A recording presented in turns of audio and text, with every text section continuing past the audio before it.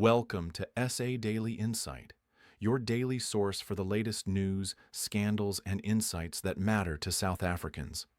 Today, we have an intense and eye-opening lineup that you absolutely cannot miss. Our stories cover crime, corruption, and cross-border criminal activity, each one showing just how dangerous and complex these situations have become.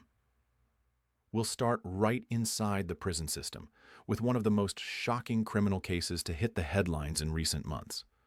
From there, we'll dive into the heart of political corruption during one of South Africa's most critical periods, the height of the COVID-19 pandemic, highlighting the digital vibes scandal. And finally, we'll move across the border to Mozambique, where a notorious criminal, known as Dollar Man, terrorized families and built a dangerous cross-border criminal network. Our first story takes us inside the prison system with the case of Vusimuzi Cat Matlala, a man whose criminal activities have been making headlines for years. While serving time in prison, Matlala was found in possession of a cell phone, a serious violation that immediately raised suspicions about what he might have been planning. But what happened next shocked investigators and sent a clear message about his boldness. When correctional services entered Matlala's cell unexpectedly, he panicked in a dramatic and desperate attempt to destroy the evidence.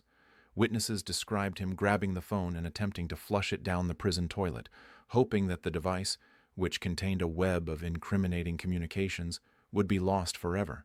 It was a tense moment because, if successful, years of investigation could have been compromised, and critical evidence of his criminal network might have been destroyed. This move also demonstrated his awareness of the gravity of the evidence on the phone and his calculated effort to manipulate the outcome, even while behind bars. Cat's crimes are as shocking as they are violent. Prosecutors have alleged that he paid over 300,000 rand for the attempted murder of his ex-girlfriend, socialite and actress Teboho Tobajan. Bank records showed suspicious payments to the families of accused hitmen, often timed closely to shootings. Some of these payments were disguised under references like Medicare 24, tied to Matlala's businesses, which prosecutors argue were staged to cover up criminal activity. This suggests a highly organized attempt to manipulate both financial and social systems to facilitate violence while avoiding detection. And there's more. The confiscated phone and supporting records revealed communications with several high-profile individuals, including Hawks officer Faneni Zungu, listed in Matlala's phone as operator, as well as former police minister Becky Kella. Call logs show over 100 interactions with this minister, raising concerns about influence, interference, and perhaps even attempts to manipulate investigations. On top of this, documents linked Matlala to providing access to a luxury Menlyn Maine penthouse, allegedly used by the former minister. Clearly, this was not a lone criminal acting in isolation.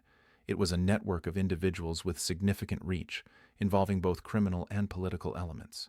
Matlala wasn't operating alone either. His co-accused include Floyd Mabusela, Musa Gigana, Sakani his wife, and Mabusela's daughter Ntabiseng Nzama, who is alleged to have laundered money on behalf of the network.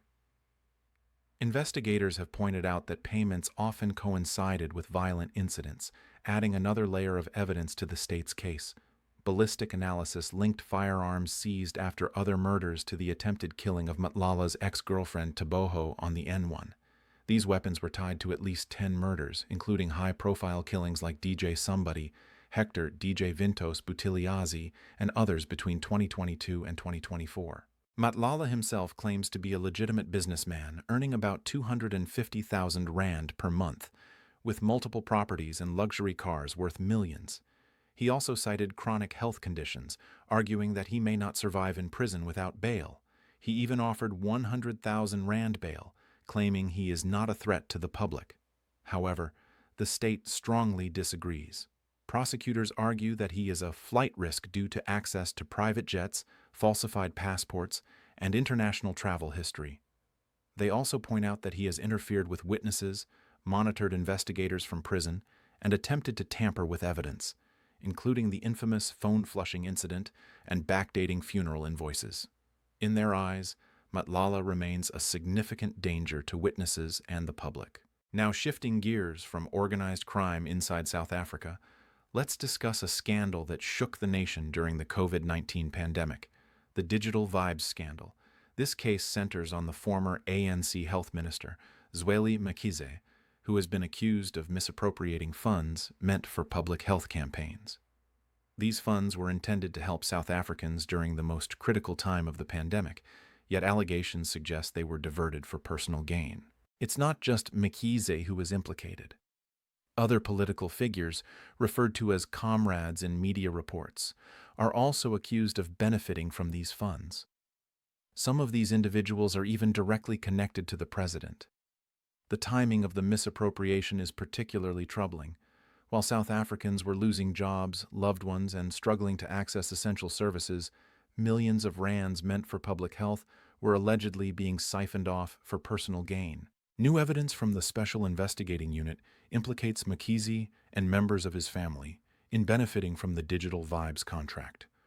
This contract, valued at approximately 150 million rand, was meant to fund public awareness campaigns about COVID-19 and the national health insurance, but instead, it allegedly enriched Mkhize's family and other connected individuals, none of whom provided any services. The procurement process for this contract was irregular, and public funds were reportedly laundered through dodgy business transactions. The SIU has now been granted approval by the Special Tribunal to introduce new evidence through a third affidavit, which adds additional individuals and institutions to the case. Their focus remains on following the money to recover funds, rather than immediately pursuing criminal punishment due to slow government processes. This investigation is a clear illustration of systemic corruption, highlighting how politicians can accumulate wealth at the expense of ordinary citizens. It also exposes the frustration many South Africans feel about the slow pace of legal proceedings, where recovery of money often takes priority over immediate justice. The Digital Vibes scandal reminds us that accountability is not just about money. It's about holding those responsible criminally accountable and ensuring transparency. Citizens must actively question not only the recovery of funds, but also the moral and legal responsibilities of politicians. Every day, corruption goes unchallenged. Trust in our institutions erodes further. Vigilance, civic engagement, and transparency are essential if we want to see justice served.